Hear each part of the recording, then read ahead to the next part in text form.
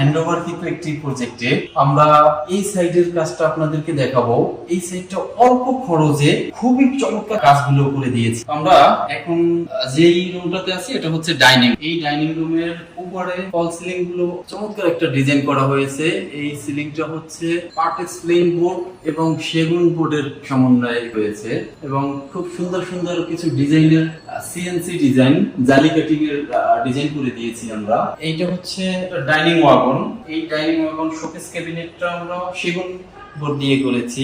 ভিতরটা হচ্ছে 10 mm glass এবং পিছনে মিরর, আর বডিটা হচ্ছে হোয়াইট কালার। ভিতরটা হোয়াইট এবং সামনেরটা natural cut colour hand polish হয়েছে, যার কম্বিনেশনে খুব সুন্দর একটা ডাইনিং ওয়াগন হয়েছে। ডাইনিং এর বেসিংটা আমরা এইটা এসপিএল বোর্ড দিয়ে করেছি।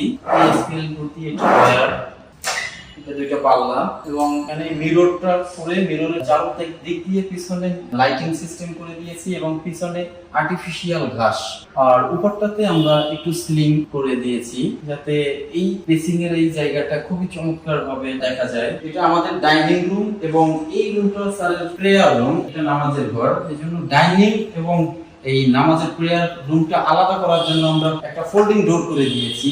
আবার যখন বেশি লোক বসার দরকার হবে তখন ফোল্ডিংটা খুলে দিয়ে পুরো রুমটা একটা করে করা হবে। প্রেয়ার রুমের উপরে খুব সুন্দর একটা ফল সিলিং করা হয়েছে। এটা হচ্ছে একটা বুক সেলফ করা হয়েছে, যেহেতু এটা নামাজের ঘর, এটা এখানে ইসলামিক বই রাখা হবে।